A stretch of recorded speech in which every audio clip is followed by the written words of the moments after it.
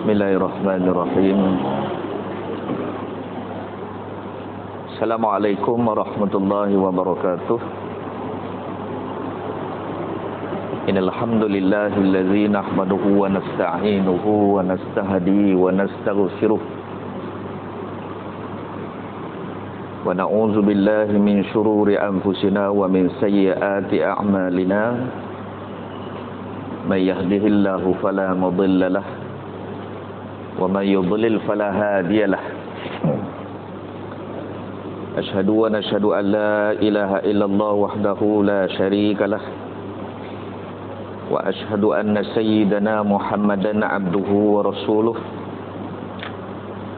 Allahumma salli wa sallim ala sayyidina wa habibina wa syafi'ina wa zuhrina wa qurrata a'yunina wa maulana Muhammad wa ala alihi wa sahbihi wa man tabi'ahum bi ihsanin ila yaumiddin.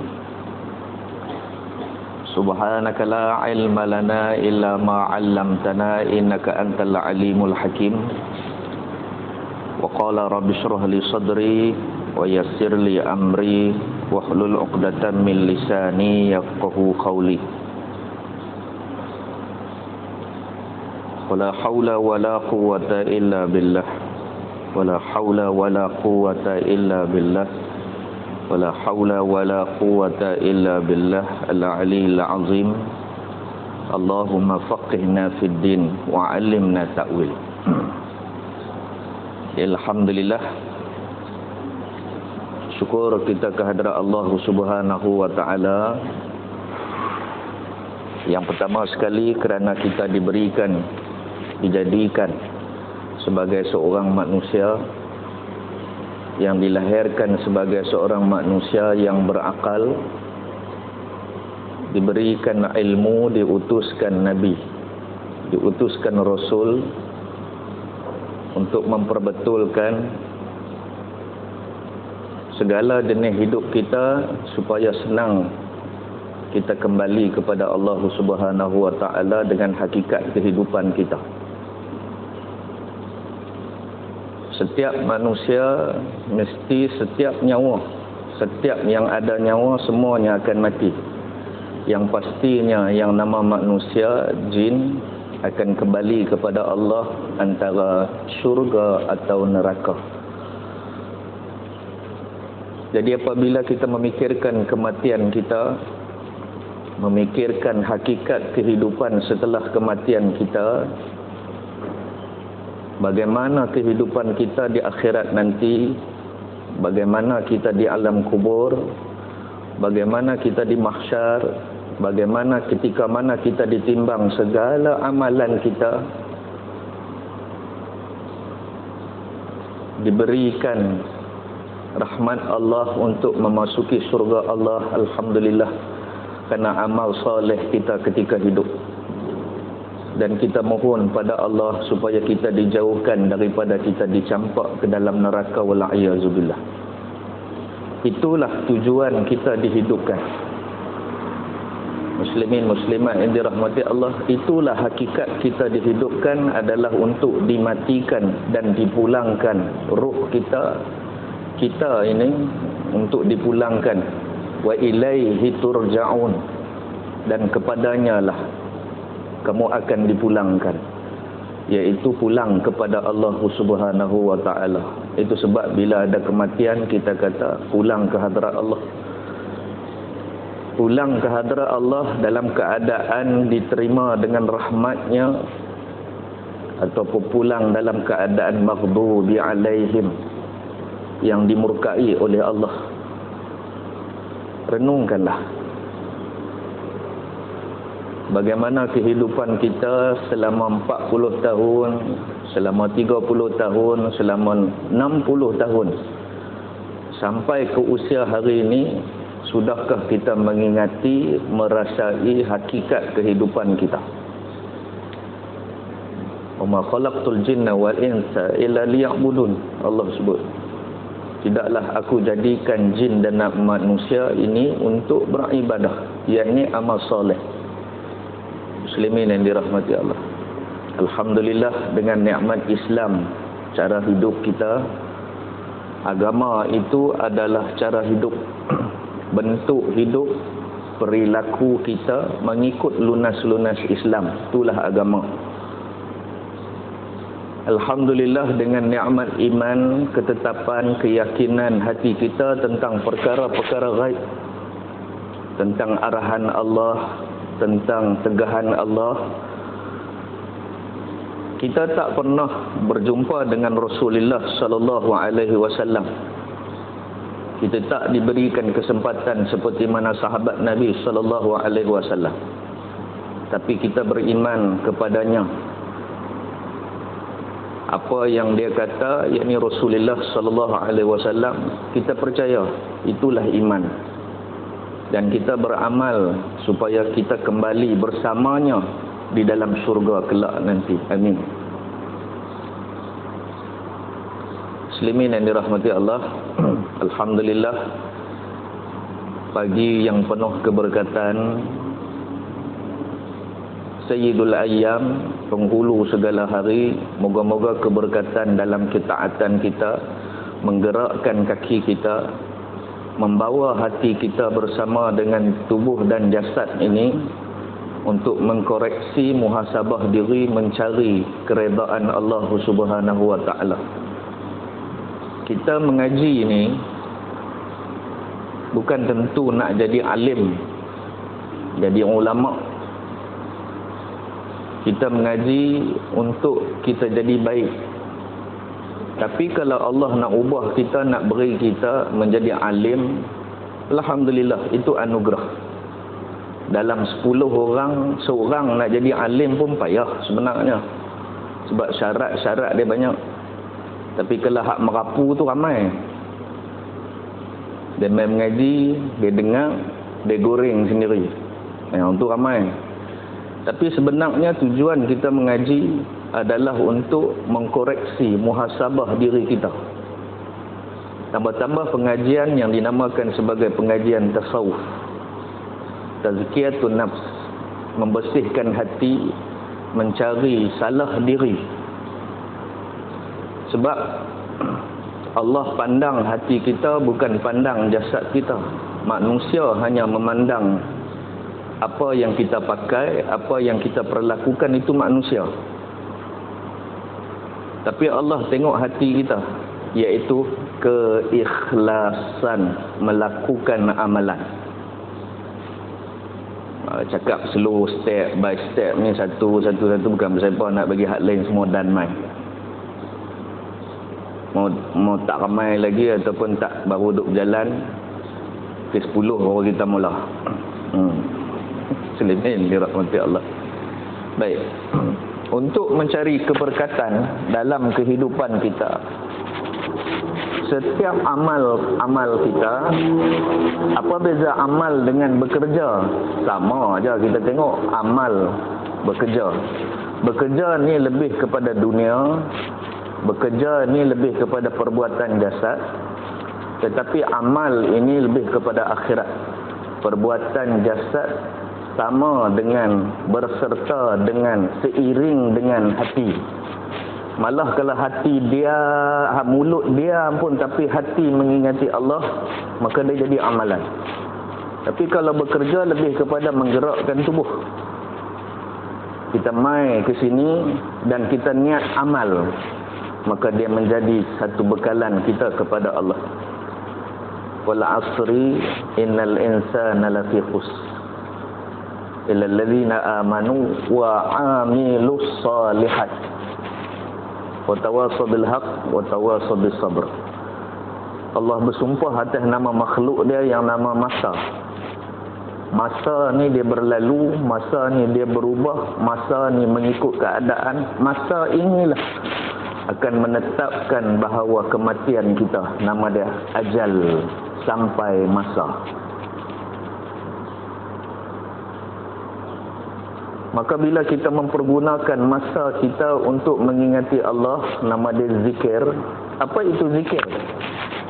Yang disebut oleh Imam Al-Ghazali, zikir itu bermaksud mengulang-ulang nama Allah, mengulang-ulang nama Allah, menjadikan dia sebagai mengingati.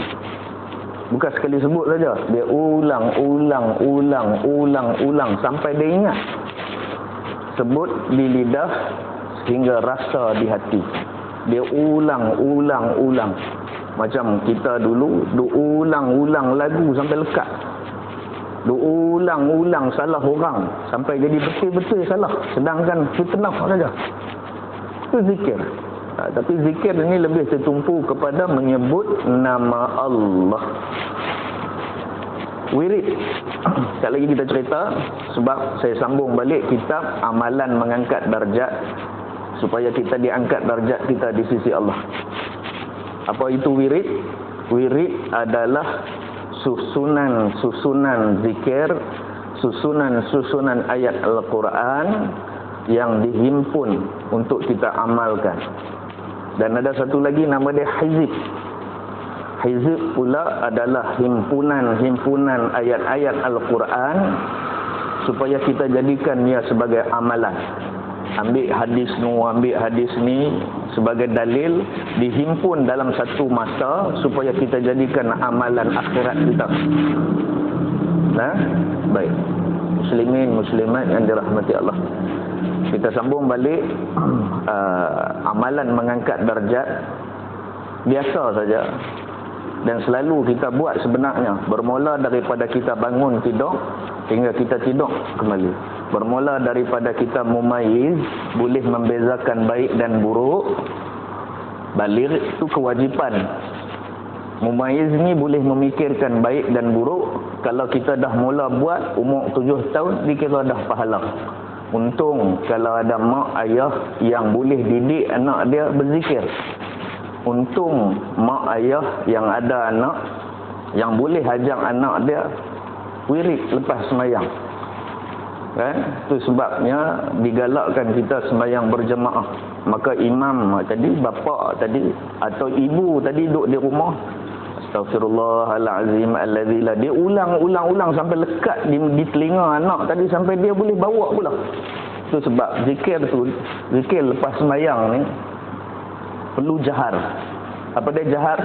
Dinyatakan dan dizahirkan supaya lekat kepada hati-hati yang mendengar. Kalau kita zikir setengah tak tahu. Lepas sembahyang diajukan oleh Imam An-Nawawi jahar.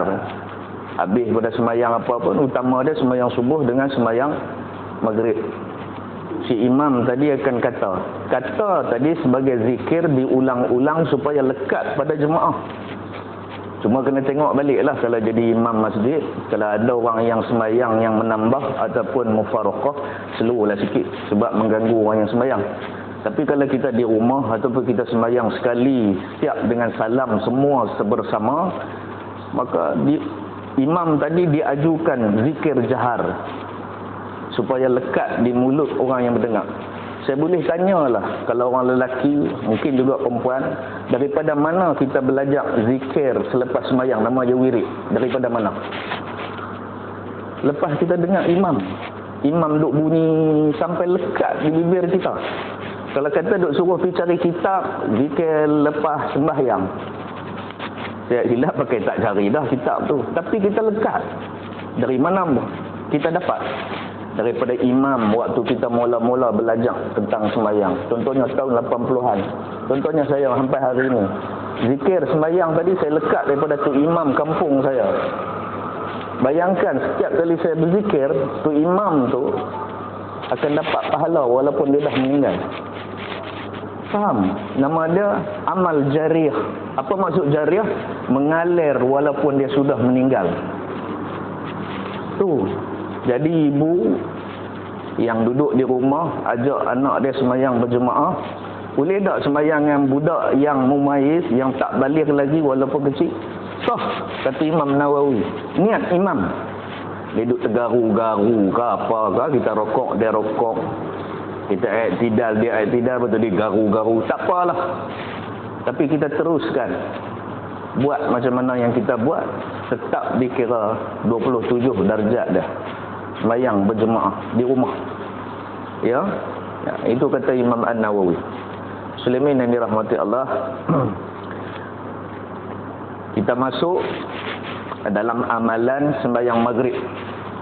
Kalau boleh saya nak photostat, tapi tak dan photostat sebab banyak muka surat. Tapi kalau tuan-tuan dan cari kitab ni, kalau nak boleh.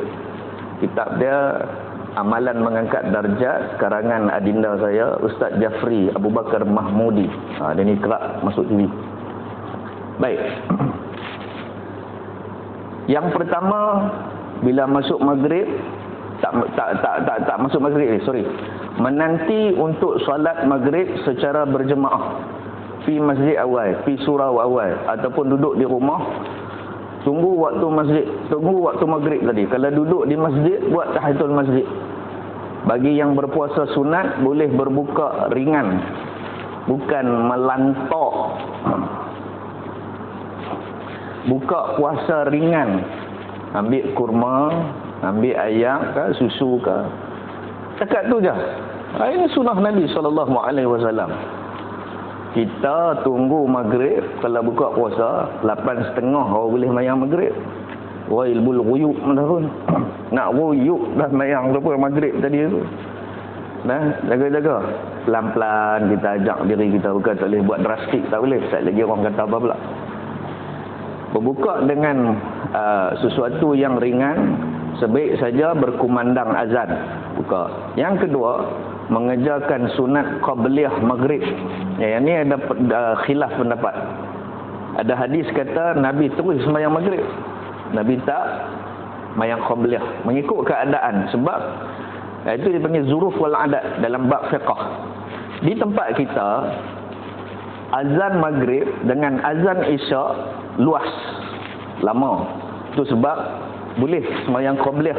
Tapi ada tempat mengikut geografi dia, mengikut putaran alam dunia ni, maghrib dia cukup rapat dengan isyak. Cukup rapat. Sebab bumi ni ada yang bila masuk maghrib terus masuk isyak. Sebab apa? Malam dia pendek. Kita malam dengan siang sama panjang. Tapi ada satu tempat malam dia pendek. Itu ada orang bila bulan puasa dia duk niat, kalau boleh tak maduk tempat tu. Pasal apa? Malam pendek siang panjang, puasa lama dia kata. Okey. Bila contohnya masuk maghrib, kita kata macam kami dulu di Mesir, pukul 3, pukul 4 masuk dah maghrib. Kalau musim sejuk lah. Lepas tu lama ke tak ke? Kalau musim sejuk lama.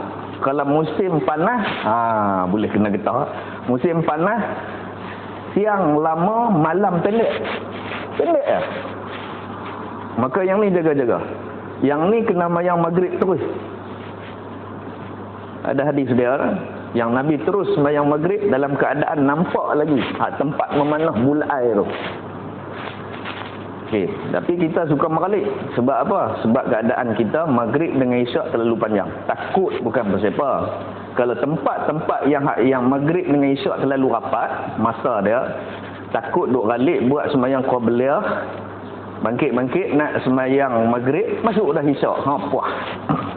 Tu kena faham fiqh. Tapi kita yang duduk di sini, buatlah qabliyah. Benar khilaf. Buatlah qabliyah, tak ada masalah. Dulu ada satu masjid, saya duduk mengajak kuliah 10 tahun dululah. 10 tahun, belah tahun yang dulu. Anak saya pun dah 35 dah. Ada masjid tu, masjid bayar. Masuk maghrib, habis azan, terus khomat. Nasib baik, dia kata dalam hati, nasib baik aku tak mayang qabliyah, apa tidak jenuh. Ya, ada, betul. Tak salah pun sebab ada hadis. Allah dia kena berubah sikit lah. Baik, sembahyang qabliyah maghrib 2 rakaat qabliyah. Maksudnya sebelum. Dia sembahyang ni dia ada kapit before and after. Dia kapit. Siapa sembahyang qabliyah ni dengan ba'diyah, dia telah mendirikan solat itu sempurna, solat fardu. Sebab apa? Kalau kita kata rumah ni, kalau kita kata ikat simen, ikat bata, kalau kita tak plaster rumah tu, dia jadi huduh, nampak bata selerak. Tapi kita plaster di luar dan di dalam supaya nampak cantik. supaya air tak masuk, air hujan tak masuk dalam bata tadi, masuk ke dalam. Maka diibaratkan seperti itu. Itu dipanggil qablah dan ba'dah. Supaya ada yang berlaku kefasadan, tak apa elok dalam solat fardu kita, ambil tampung qablah kita tadi, tampung balik bagi elok. Itu sebab dia. Di antara hadis Nabi SAW cerita tentang qablah ba'dah ni, daripada Abdullah bin Buraidah, katanya Abdullah Al-Muzani menyampaikan kepada aku, kata Abu Hurairah, Abdullah bin Buraidah, daripada Nabi SAW. Dengar sabda Nabi ni, hendaklah kamu solat sebelum solat maghrib. Sabda Nabi lagi, pada kali yang ketiga, bagi orang yang hendak melakukannya kerana takut orang ramai menjadikannya sebagai sunnah yang wajib. Maksudnya macam ni, dia bukan tuntutan, dia sunat biasa saja. Tapi sunat qabliyah pada maghrib ni, dia bukan satu tuntutan. Buat, tak buat pun tak apa. Tapi kalau ba'diyah, tolong buat. Okay lah, ba'diyah tolong buat. Itu maksud hadis ni. Lafaz dia, usalli sunnatal maghribi raka'ataini qabliyah lillahi ta'ala. Selalu dah. Kan? Selalulah duk buat, bukan selalulah duk tinggal. Selalu dah duk buat. Okey, baik. Yang ketiga, sembahyang maghrib berjemaah 3 rakaat. Usalli fardal maghribi salasa rakaatin adaan makmuman lillahi ta'ala. Kalau jadi imam, imaman. Saja aku sembahyang maghrib 3 rakaat, aku makmum. Maksudnya aku ni ikut imam kerana Allah Ta'ala. Okey.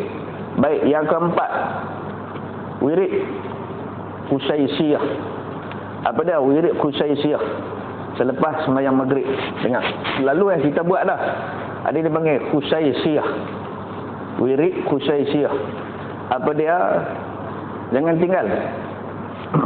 Okey, ni amalan seperti mana amalan subuh. Pertama, banyakkan selepas daripada istighfar 3 kali. Ini amalan kami lah. Saya, Ustaz Wadi dan ada lagi ulama-ulama lain. Yang ni saya nak tambah. Lepas kita istighfar 3 kali, nak tambah ke, nak kurang ke, Astaghfirullahalazim. Yang tu yang disebut oleh Nabi 3 kali. Tapi kita, ulama kita suruh Astaghfirullahalazim alladzi la ilaha illa wal hayyul qayyum. Yang ni ada khilaf. Wal hayyal ke hayyul ke sama aja. Tengok balik pada waqaf dia dengan ibtidak dia. Baik. 3 kali. Lepas tu baca Allahumma a'inni ala zikrika wa syukrika wa husni ibadati. Kami baca hak tu dalam wirid, kami tak bawa dalam zikir atau doa. Sebab apa? Sebab nak minta pada Allah bantu kita bagi jadi rajin. Tolonglah aku ya Allah. Tolonglah aku ya Allah. Allahumma a'inni ala zikrika, supaya aku selalu ingat kepadamu ya Allah. Allahumma a'inni ala zikrika wa syukrika wa husni ibadati. Buat waktu tu pun boleh. Okey, lepas tu baca 10 kali la ilaha illallah wahdahu la syarikalah lahul mulk wa lahul hamd yuhyi wa yumit wa huwa ala kulli syai'in qadir. Berapa kali? 10. Jangan kurang, jangan kurang. Ada imam-imam dia buat 3 kali. Allah, rugi tuan-tuan. Sebab dia tak ikut terma dan syarat yang diatur, yang disusun oleh ulama. Macam ni pesanan saya. Kalau imam tu mungkin dia nak cepat, mungkin ada jenazah, mungkin ada sebab, mungkin ada kuliah. Tapi pada saya ajukan di sini macam ni. Kalau jadi imam, lajukan sedikit bacaan zikir tu tadi. Selalu duk baca, kalau tak ada kuliah, tak ada apa hal, la ilaha illallah wahdahu la syarikalah. Bayangkan 10 kali, lama tak? Lama. Tapi tukarlah step, dia 3. Bacalah hadar ke tadwir, jangan baca tertil. La ilaha illallah wahdahu la syarikalah lahul mulk wa lahul hamdu yuhyi wa yumiitu wa ala kulli syai'in qadir. Buat 10 kali. 10 kali. Jangan kurang. Kalau tiba-tiba imam buat 3, kita buat bagi cukup juga. Ni kita nak faham hak yang amalan kita. Tak salah kalau buat 3, tak salah. Ini untuk maghrib. Okey, baik. 10 kali nah. Lepas tu kita baca, lepas pada 10 kali hak yang tadi la ilaha illallah, baca pula Allahumma ajirni. Kalau seorang, Allahumma ajirna minan nar. Berapa kali? 7 kali. 7 kali, jangan kurang. Tiba-tiba imam ataupun siapa-siapa dia baca 3 saja, kita percukupkan menjadi 7 juga. Lajukan. Kita buat seorang-seorang. Allahumma ajirni minan nar, Allahumma ajirni minan nar, Allahumma ajirni minan nar. Amalan saya tak baca Allahumma ajirni kalau ikut pada hadis. Saya baca Allahumma ajirna walaupun saya baca seorang. Pasal apa? Saya mengenangkan isteri saya mengenangkan anak-anak saya yang satu hari ada dosa. Maka saya baca kami Allahumma ajirna minan nar 7 kali. Tapi setiap kali itu saya tambah, kalau ikut hadis Nabi dalam pada riwayat Tirmizi,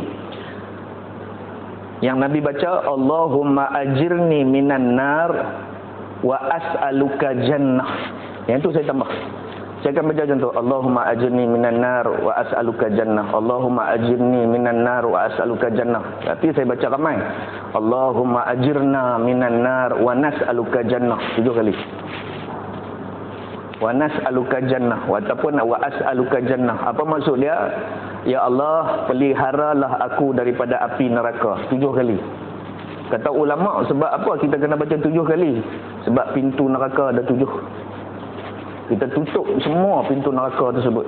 Wa nas'aluka jannah ataupun wa as'aluka jannah, maksud dia aku pohon pada engkau ya Allah, berikanlah, kurniakanlah aku syurga. Kan? Boleh? Dapat tak? Dapat, selalu dah kita buat. Memadai dengan kita baca Allahumma ajirni minan nar 7 kali. Baik.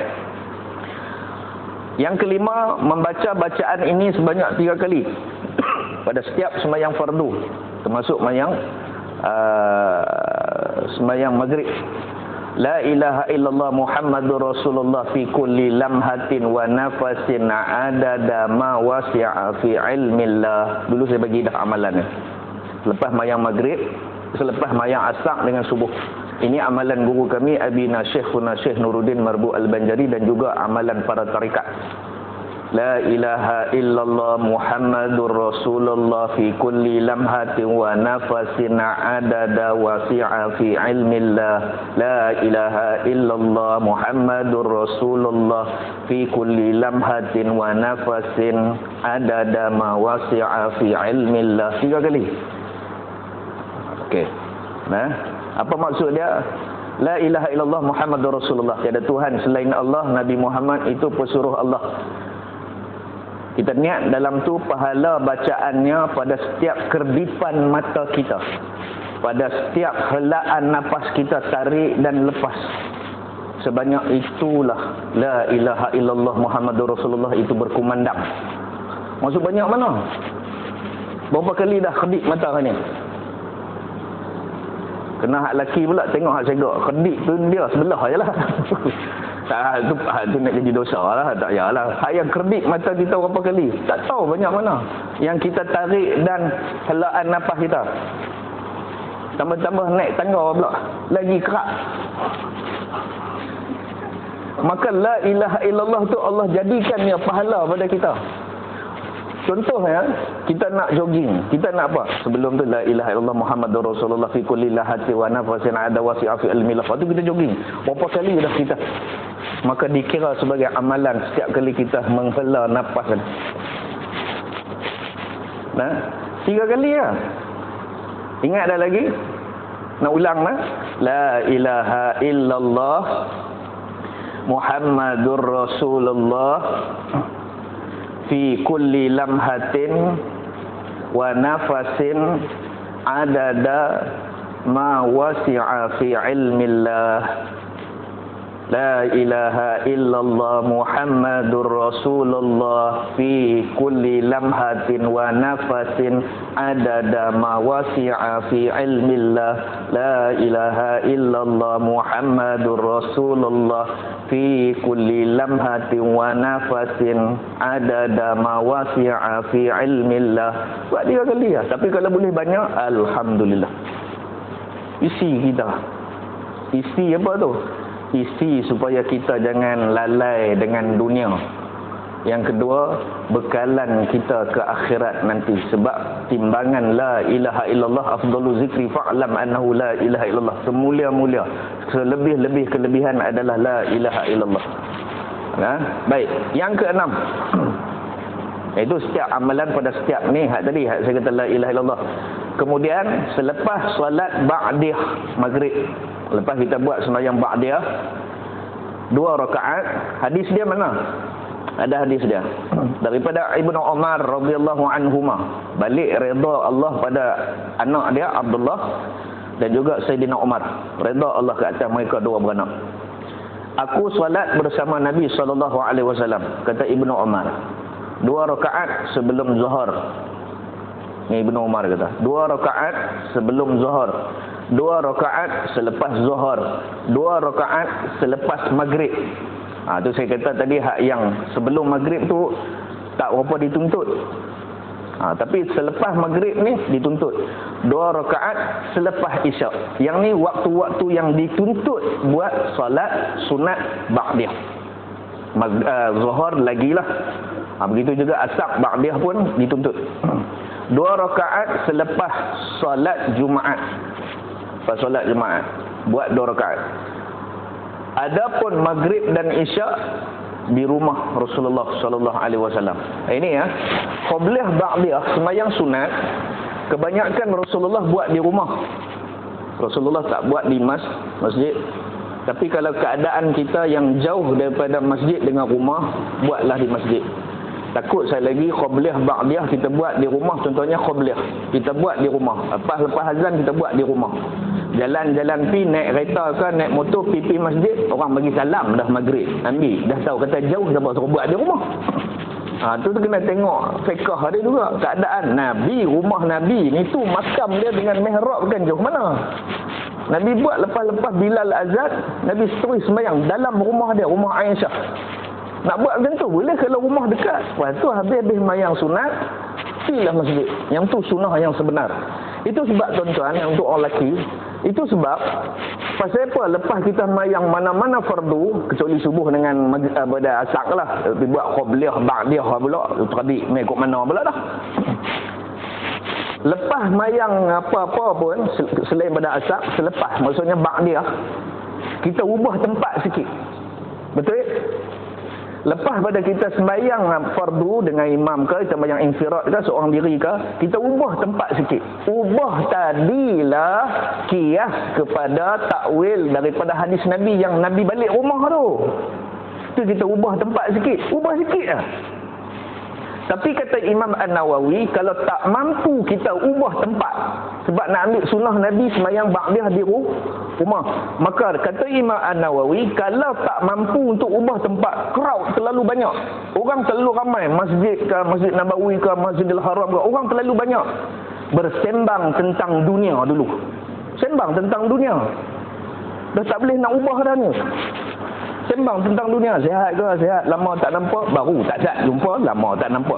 Sembang bila sebab dunia, lepas tu bangkit, Allahu Akbar, dikira sama dengan perbuatan ubah tempat. Okey. Macam tu kata Imam An-Nawawi, kalau tak mampu ubah, tapi kalau boleh ubah, tapi kalau boleh balik rumah silakan.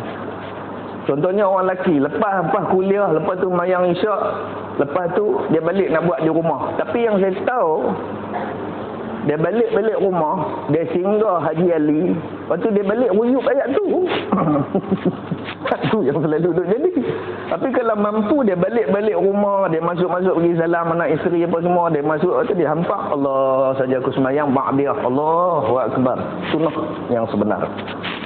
Yang tu terbaik. Tapi hak duk jadi qaibul ghuyub. Itu amalan lah. Okey. Ayo kita nak latih diri kita yang senantiasa mengingati akhirat, senantiasa mencari bekal. Sebab perjalanan hidup kita setelah dilahirkan 9 bulan 10 hari, 9 bulan kan lama mana pun. Umur kita hari ni 40, umur kita hari ni 50, kita rasa lama. Dah tak lama pun. Tonton tengok lah, baru ya Jumaat. Ni Jumaat pula dah. Baru ya raya haji hari tu. Ni raya haji pula, nak sembelih pula. Maksudnya masa tu begitu singkat. Tapi tuan-tuan tahu tak, duduk dalam kubur lebih lama daripada hidup atas muka bumi. Tuan-tuan tengok Nabi Adam lama mana dah duduk dalam kubur.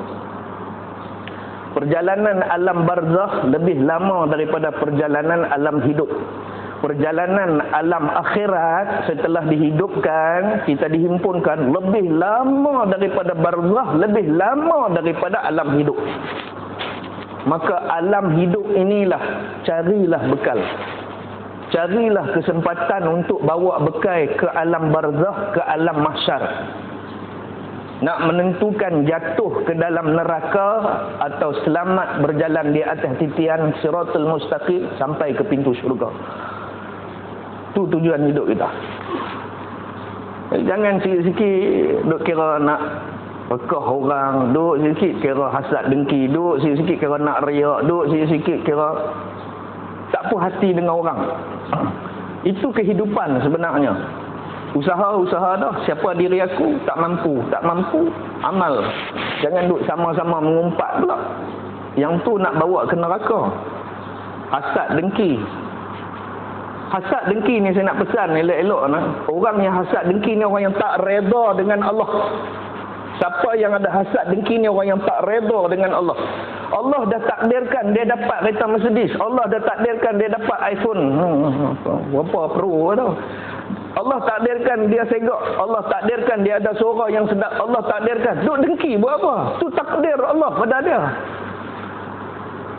Maksudnya orang yang dengki ni orang yang tak terima ketentuan Allah. Yang tu lah. Bila orang yang ada perasaan tak terima ketentuan Allah, di mana kedudukan dia di sisi Allah? Jangan berdengki. Biar pilah kat dia pun dia nak pakai jam 70,000 pun. Tak punch pun. Orang kata mayang asak sekian-sekian jam berpuluh-puluh ribu. Mayang doa juga. Lala kat nak masuk maghrib orang boleh mayang. Tak bermakna. Biar hak jam pasal malam beli 3 hari piak. Tapi dia punch setiap waktu. Lebih.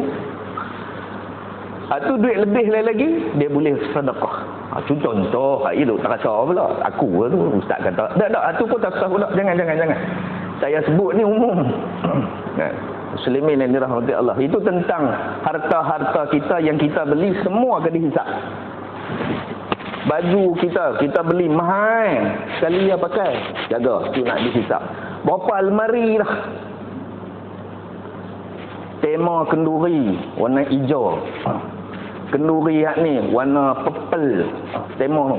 Berapa almari dah tu. Lepas tu raya pula, raya puasa hari tu dah warna dah, daripada borel lagi. Turun van tu dia borel mana mai daripada mak sampai ke cucu, habis semua. Lepas tu hak yang nak raya haji pula, dia buat pula dah tema lem pula dah. Ada gambar. Lepas tu tak pakai dah. Jaga benda tu semua akan dihisap oleh Allah. Setiap harta kita yang kita beli, semuanya akan dihisap oleh Allah. Cuba kita bayangkan dengan kadar kita nak beli semua ikut matching lah apa.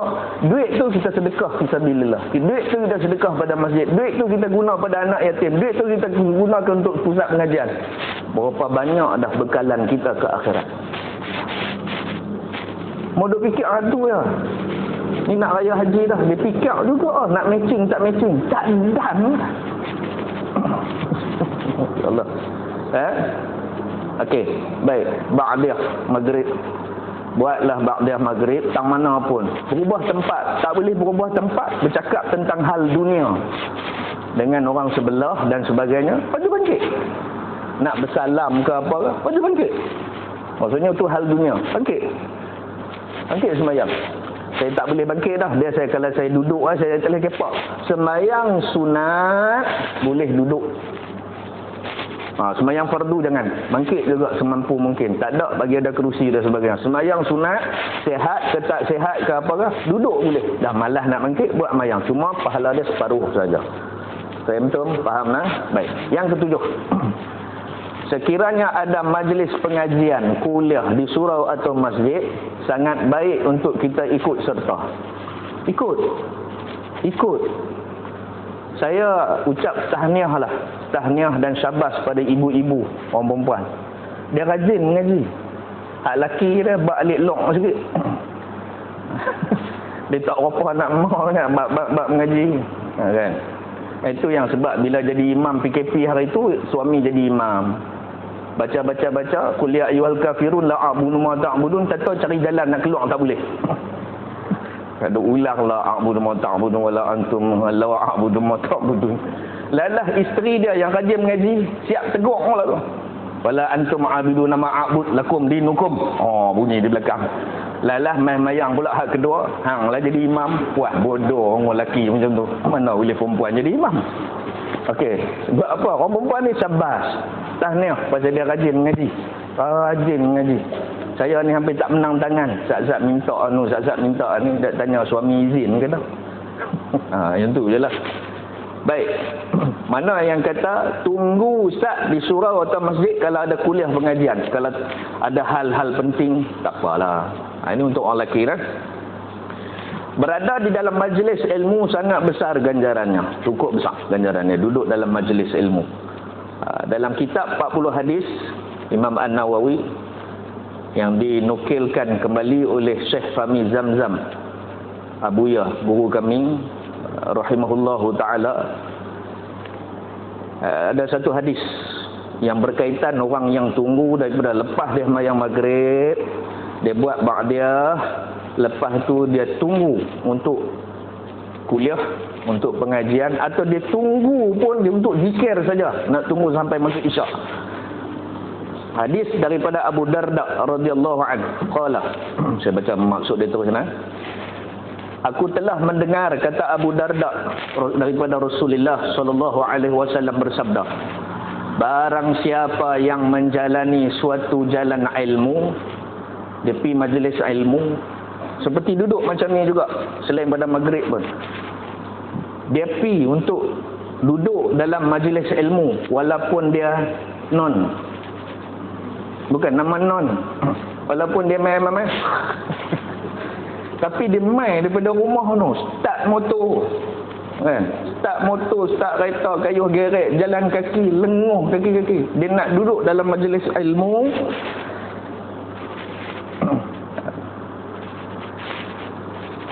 Dia telah menjalani suatu jalan daripada jalan-jalan ke surga. Saya kata, orang perempuan dia rajin. Tapi dia ada syarat juga. Dia ada syarat. Sesungguhnya para malaikat, ni dengar ni kita sedang menghamparkan sayapnya kerana redha bagi orang yang menuntut ilmu. Allah redha pada semua. Maka malaikat buka sayap, memberi keampunan, minta keampunan. Ya Allah, ampuni dosa dia, ya Allah. Ya Allah, rahmati dia, ya Allah. Sampai kita balik lagi. Panjang sikit boleh kot, no? Lama sikit.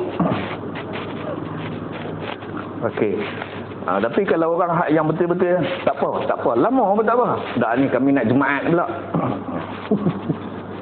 Tunggu sampai lehok apa azab pula. Itu pahala lain. Dan sesungguhnya setiap yang ada di seluruh lapis langit dan bumi, malaikat yang ada setiap 7 petala langit akan mendoakan kau, akan mendoakan ibu, akan mendoakan abang, selama mana duduk dalam majlis ilmu. Ni tak boleh duduk dalam majlis ilmu rasa macam bakar pungkuk. Dia tak boleh duduk. Saya nak kata orang lain lah. Dia tak boleh duduk dalam majlis ilmu, dengar majlis ilmu, dengar ulama mai, orang bawa mai, dia tak boleh pilih. Jaga. Tambah-tambah ulama besar yang ada berkat. Lagilah, sebab apa? Sebab orang soleh ni disayangi oleh malaikat dan Allah dan juga Rasul. Maka lebih berkat.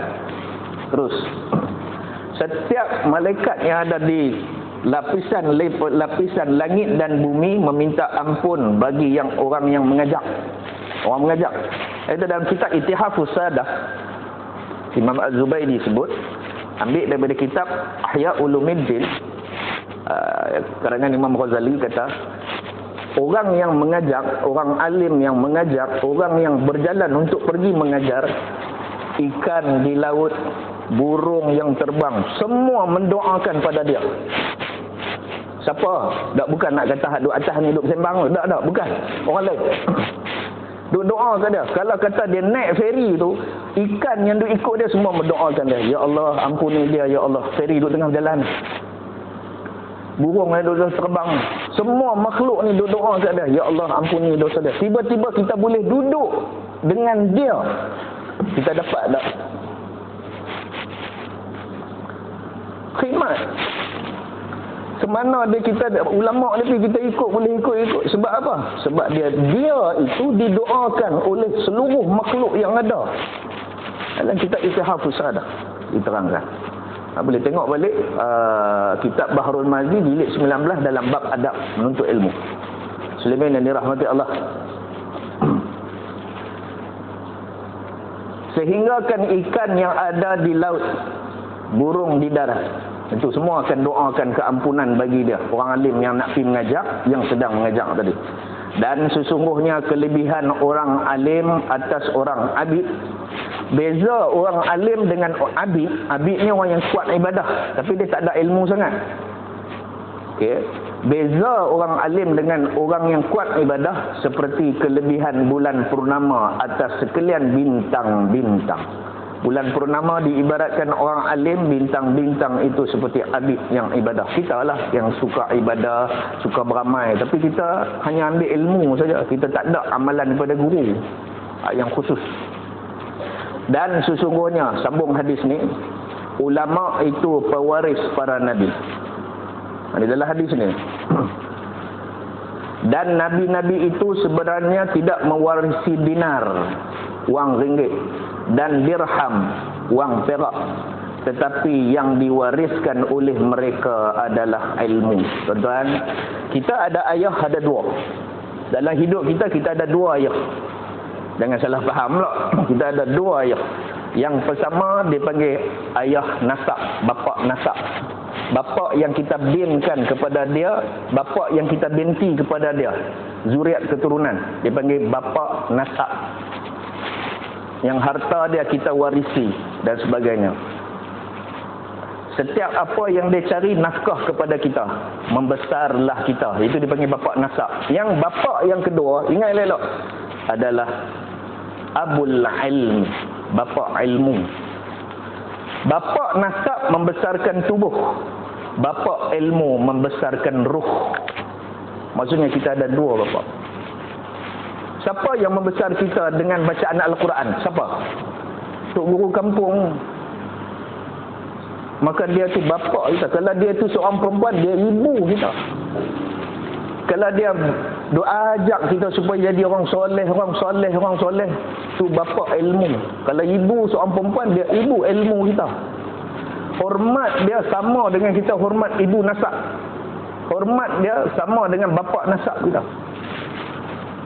Sebab apa? Sebab dia membesarkan ruh kita.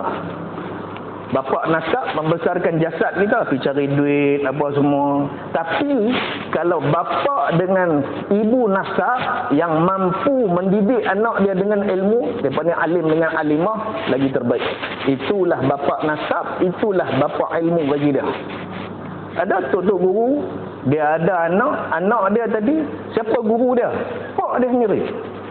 Baik, paling mudah saya kata, siapa ajak anak baca Quran? Siapa? Ada tak ajak anak baca Iqra ke, Muqaddam ke? Patah apa, ain patah, lam patah lah, melengung. Kaedah dulu kan. Dalam pa satu, patah satu, bunyi satu, mai hak kaedah lah. Banyak ramai bapa dan ibu mampu. Sebab apa? Terus sebutnya. Fa'ala. Tapi huruf haram tak kenal. Baris pun tak kenal. Satu bunyi je. Tolonglah, tolong. Ni siapa yang duk mengajak anak-anak, tolong. Yang ni fa. Ajak makros dia pula. Ni fathah. Fathah. Baris atas. Kena hak baris atas pula. Baris atas. Apa di atas. Apa ain di atas. Semua duk di atas. Bila nak turun bawah? Okey, tak apalah. Kat mana pun. Tapi dia jadi panjang. Suku kata tu menyebabkan jadi susah. Tak apalah, ulama ubah terus. fa'ila, ain di bawah, ain lam di atas, la lambat tu karangan tu. Terus fa'ila. Oh, tengok tahu dah. Macam kita jalan-jalan kereta, kita tengok ada budak 2 orang duk tarik tangan. Oh, sekolah. Betul tak? Duk jalan-jalan, tak ada garisan. Oh, ada lintasan. Jalan. Tengok lembu. Lembak lembu. Jaga-jaga. Ngan laju. Tak lagi pula belah hak tu. Siapa bodoh tak tahu. Faham maksud saya? Duduk tengah jalan ada gambar lembu. Apa maksud dia? Banyak lembu pun jalan tu. Janganlah laju. Dia bawa laju juga. Tak lah ni siapa bodoh? Tak. Tuan lembu bodoh. Sebab lepas mata memudaratkan orang, maka tuan lembu tu tadi kena bayar ganti rugi. Itu ikut hukum fiqh. Ni tak nak raya mengaku kata tu lembu dia. Waktu bila dia lepas ikut dana, aksiden tak tahu lembu siapa, tak tahu lembu dia. Ini dia dalam fiqh, dia kena bayar ganti rugi kepada kereta tadi. Kalau meninggal lagi teruk. Tu jaga hak siapa belah menatang.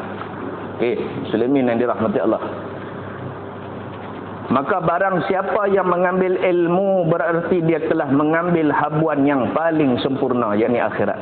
Dia duduk dalam majlis ilmu, lepas tu dia kenal guru dia. Tolong kenal guru. Ngaji kat siapa? Tak tahu. Muka bulat-bulat ada tai lalat, gemuk-gemuk, aram. Duk tulis dah di tu. Siapa nama? Tak tahu. Tolong kenal guru yang kita mengaji. Ilmu apa? Kitab apa? Tolong kenal. Siapakah gurunya? Kena tahu. Sebab saya guru saya Abina Syekhuna Syekh Nuruddin Marbu Al-Banjari. Itu guru saya. Di antaranya lain lagi saya mengaji pondok raya, saya mengaji fiqh dengan tuan guru almarhum Yahya Junaid, Pak Yahya Junaid rahimahullahu taala. Itu guru. Itu di antara guru yang cukup saya sayang tu, di antara guru ni. Yang lain guru lagi seperti almarhum tuan guru Syekh Zakaria Wan Besar. Dia duduk mengajak di pondok Haji Husin buat sepeda. Lepas tu dia pergi mengajak Masjid Serui. Saya duduk di situ, ikut merata di mana pun mengaji kitab dengan dia. Muslimin tu kalau sebut tu je lah. Baik, kena tahu siapa yang kita mengaji. Ni tak tahu. Tok guru hadap mengaji muqaddam tu hampir sudah dia tak tahu nama apa tu. Tak tahu tu. Apa guru mungkin la ilaha illallah. Dan saya nak sebut di antara adab sebagai murid, macam tu juga adab kita dengan ibu bapa kita. Adab dengan guru kita. Walaupun manusia nah, ni manusia. Guru ada kekurangan. Guru ada keaiban. Guru ada sesuatu yang tak berapa lah elok. Tutup. Tu adab seorang murid. Hari ni ramai dah. Tok guru dia pergi pompang-pompang, dia hantam guru dia balik. Tak ada adab langsung. Macam dia cerita keburukan mak dia pada orang. Macam dia ceritakan keburukan pak dia pada orang. Pak aku kan boleh kira. Cakur dia. Dia cerita ke orang. Malu tu pak kan. Lepas dia cerita. Macam tu juga guru kita. Tolong tutup aib dah. Di antara adab-adab kita. Okey. Habis dah. Itu di antara amalan ni. Kalau saya sebut satu-satu. Lepas kita baca 3 kali istighfar. Lepas tu kita baca la ilaha illallah wahdahu la syarikalah. Lepas tu kita baca Allahumma ajirni minan nar wa as'aluka jannah. Kalau boleh tambah-tambah. Lepas tu la ilaha illallah Muhammadur Rasulullah fi kulli lahmati wa nafasin ada wasi'a fi ilmillah. Lepas tu kita baca Allahumma antas salam. Okey, baik. Kalaulah kita agak kekalutan, ini amalan ulama. Agak kekalutan maghrib, isyak apa pun, jangan tinggal Allahumma antas salam dengan ayat kursi. Tolong jangan tinggal. Jangan jadi kelaku antara puak ni. Habis-habis salam tuh. Tak ingat mati kot. Habis bagi salam, bacalah istighfar 3 kali, Allahumma antas salam wa minkas salam. Baca hak tu. Wa ilaika ya'udu salam. Hayna rabbana bis salam wa adkhil jannata darus salam. Baca hak tu. Berapa kali sekali. Lepas tu baca surah Al-Fatihah. Sebenarnya nak baca tak apa, tak baca pun tak apa. Kalau agak kekalutan, terus ayat kursi. Terus pergi ayat kursi. Tak payahlah wa ilahukum tu. Kalau nak baca, silakan. Itu ikut wirid ulama asal, khususiyah. Tapi kalau kita mampu baca, baca. Kalau tak mampu, terus lompat ke ayat kursi. Allahu la ilaha illa wal hayyul qayyum. Saya ajukan 9 waqaf. Kalau tak mampu, buatlah macam mana pun. Habis. Sebab apa? Semua wirid yang disusun, semua ada hadis. Cuma Fatihah ya. Tak apalah, Fatihah tu kita masuk sebagai umul kitab, kita anggap dia sebagai zikir. Siapa yang baca la ilaha illallah wahdahu la syarikalah 10 kali, dimasukkan dia ke dalam surga, diampunkan dosa-dosa dia, diberatkan timbangan sebelah kanan. Siapa yang baca Allahumma ajirni minan nar 7 kali, ditutup pintu-pintu syurga, diampunkan dosa-dosanya. Siapa yang membaca Allahumma anta salam, diselamatkan kehidupan dia dunia dan akhirat. Siapa yang ada penyakit, siapa yang ada, baca Allahumma anta salam tu jangan lupa, supaya diselamatkan, disejahterakan kehidupan dia sampai dia mati, sampai dia masuk syurga selamat. Allahumma anta salam ni besar. Lepas tu siapa yang baca ayatul kursi, kata Nabi SAW, fadaqala jannah, masuk syurga dengan syarat dia mati. Tapi kalau tak mati, dia rasa syurga, dia tu geng cakurai. Dia rasa macam syurga. Tu geng yang danlok. Kalau tak danlok pun cak napang. Apa dia tu? Gam. Tak, syarat dia kena mati. Bila dia mati, masuk syurga. Apa amalan dia ni? Nabi kata dalam hadis riwayat Muslim, dia baca ayat kursi pada setiap kali sembahyang fardu. Baca ayat kursi. Tapi itu yang saya kata, tolong dampingkan dengan Allahumma anta salam, supaya Allah selamatkan kita. Contoh, kita teringin nak buat maksiat, kita teringin nak buat jahat. Dengan doa kita Allahumma anta salam tadi, Allah sejahterakan kita supaya tak bagi buat. Teringin nak pergi tempat-tempat tak elok, Allah pecahkan tayar kereta kita. Boom. Oh, hari untuk maki ke tayar kereta. Sebenarnya Allah dah selamatkan kita tu tadi. Jatuh longkang sambil duduk jalan, nak pergi mana? Kurki. Nak pergi mana? Nak pergi mesyuarat bawah pokok ceri, ngumpat. Ada cerita baru dia kata. Geng WhatsApp kata, mai lah. Elok dia nak turun tangga, nak pergi jatuh longkang. Allah selamatkan dia sebenarnya. Lepas tu pula senang nak pergi buat ibadah, senang tangan menderma, senang hati bila duduk dalam majlis zikir ilmu. Itu Allahumma anta salam. Amalkan. Sebab Allah sejahterakan kita dengan benda-benda elok. Sejahtera ni maksud dia menolak benda tak elok, mengambil benda elok, tu maksud sejahtera. Allahumma antas salam wa minkas salam. Daripada kamulah sejahtera tu, daripada engkau ya Allah. Maka Allah akan selamatkan kita daripada perbuatan-perbuatan yang tidak elok, disejahterakan kepada perbuatan-perbuatan yang baik. Habis baca ayat kursi, baca 33 kali Subhanallah, 33 kali Alhamdulillah, 33 kali Allahu Akbar, 33, 99. Kata guru kami Abina Syekhuna Syekh Nuruddin Marbu Al-Banjari, ditambah dengan la ilaha illallah wahdahu la syarikalah lahul mulk wa lahul hamdu wa yumiitu ala kulli syai'in qadir, la haula wala quwwata illa billah. Ambil sampai habis. Maka mencukupkan ia menjadi 100. Maka diampunkan dosa-dosanya seperti pasir-pasir di pantai, buih-buih di lautan. Nak tanya, tak ada dosa ke? Ada. Bohong kalau manusia tak ada dosa. Kita bukan Nabi, kita bukan Rasul. Maka 33, satu la ilaha illallah wahdahu la syarikalah. Jangan tinggal. Jangan tinggal. Allah akan ampunkan dosa-dosa kita. Okey, habis pada tu nak buat amalan-amalan lain. Yang ni yang saya cerita ni yang kalau boleh buat. Tapi sebelum nak baca la ilaha pada subhanallah 33, baca dulu 3 qul. Ini amalan ulama. Qul huwallahu, qul a'udzu falaq, qul a'udzu birabbin nas. Ataupun tambah dengan kalau maghrib dengan isyak lillahi ma fis samawati wa ma fil ardh. Kan? Sampai habis apa tu sambung pada inna dina innallahil islam qulillahu dan sebagainya, masukkan ia sebagai sebab apa?